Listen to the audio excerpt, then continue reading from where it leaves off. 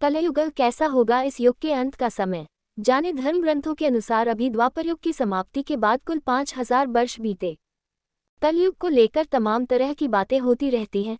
ऐसे में इसे लेकर हर कोई चिंतित ही दिखाई पड़ता है कि आने वाला समय कैसा होगा। ऐसे में आज हम आपको कलयुग से जुड़ी उन खास रोचक बातों को बताएंगे जो अनेक धर्म ग्रंथों में लिखी है। पंडित सुनील शर्मा के अनुसार ब्रह्मवैवर्त पुराण में कलयुग के बारे में बहुत कुछ बताया गया है। वही अभी कलयुग चल रहा है और द्वापर युग की समाप्ति के बाद कुल 5000 वर्ष बीते हैं। अधर्म फैलना शुरू हो गया है। ऐसे में अब इंसानों ने एक दूसरे पर भरोसा करना बंद कर दिया है। धर्म ग्रंथों के अनुसार कलियुग में ऐसा समय भी आएगा जब इंसान की उम्र बहुत कम रह जाएगी, युवावस्था समाप्त हो जाएगी। आने वाले समय में 20 की उम्र में ही आएगा बुढ़ापा। ग्रंथों में इस सृष्टि के आरंभ से अंत तक के काल को 4 युगों यानी सतयुग, त्रेतायुग, द्वापर युग व कलियुग में बांटा गया है। कलयुग के अंत समय को लेकर अनेक धर्म ग्रंथों में कई रोचक बातें लिखी हैं। आइए जानते हैं इस युग से जुड़ी कुछ ऐसी ही बातों का। ज्योतिष ग्रंथ सूर्य सिद्धांत में बताया गया है कि कलयुग 4,32,000 वर्ष तक रहेगा। कलियुग में 16 वर्ष की आयु में ही लोगों के बाल पक जाएंगे और वे 20 वर्ष की आयु में ही वृद्ध हो जाएंगे।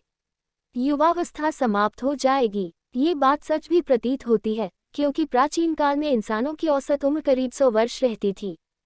उस काल में 100 वर्ष से कहीं अधिक जीने वाले लोग भी हुआ करते थे, लेकिन आज के समय में इंसानों की औसत आयु बहुत कम 60-70 वर्ष हो गई है।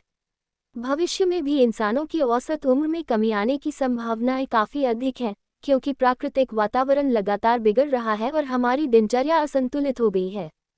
पुराने समय में लंबी उम्र के बाद ही बाल सफ़ेद होते थे, लेकिन आज के समय में युवा अवस्था में ही स्त्री और पुरुष दोनों के बाल सफ़ेद हो जाते हैं।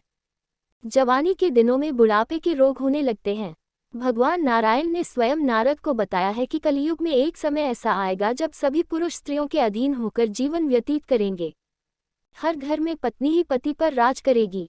पतियों को डांट डपट सुनना पड़ेगी। पुरुषों की हालत नौकरों के समान हो जाएगी। कलियुग के 5000 साल बाद गंगा नदी सूख जाएगी और पुनः वैकुंठ धाम लौट जाएगी। जब कलियुग के 10,000 वर्ष हो जाएंगे तब सभी देवी देवता पृथ्वी छोड़कर अपने धाम लौट जाएंगे। इंसान पूजन कर्म, व्रत, उपवास और सभी धार्मिक काम करना बंद कर देंगे। एक समय ऐसा आएगा जब जमीन से अन्न उपजना बंद हो जाएगा। पेड़ों पर फल नहीं लगेंगे। धीरे धीरे ये सारी चीजें विलुप्त हो जाएंगी। गाय दूध देना बंद कर देगी। कलियुग में समाज हिंसक हो जाएगा। जो लोग बलवान होंगे उनका ही राज चलेगा। मानवता नष्ट हो जाएगी।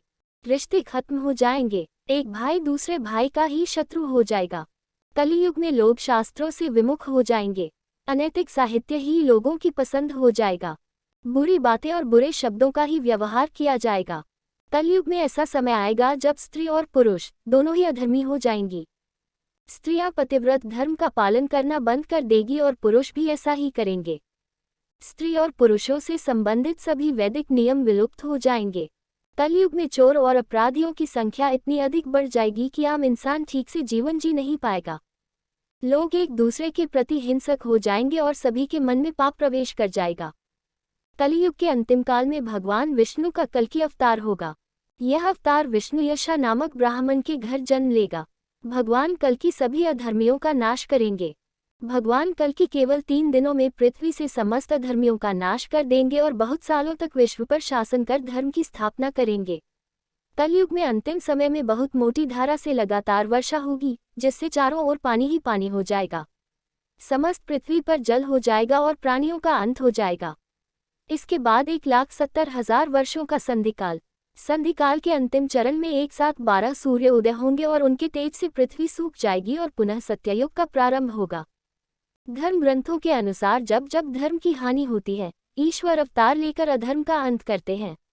हिंदू धर्म में इस संदेश के साथ अलग अलग युगों में जगत को दुख और भय से मुक्त करने वाले ईश्वर के कई अवतारों के पौराणिक प्रसंग हैं।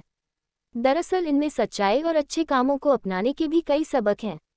साथ ही इनके जरिए युग के बदलाव के साथ प्राणियों के कर्म, विचार व व्यवहार में अधर्म और पापकर्मों के बढ़ने के भी संकेत दिए गए हैं।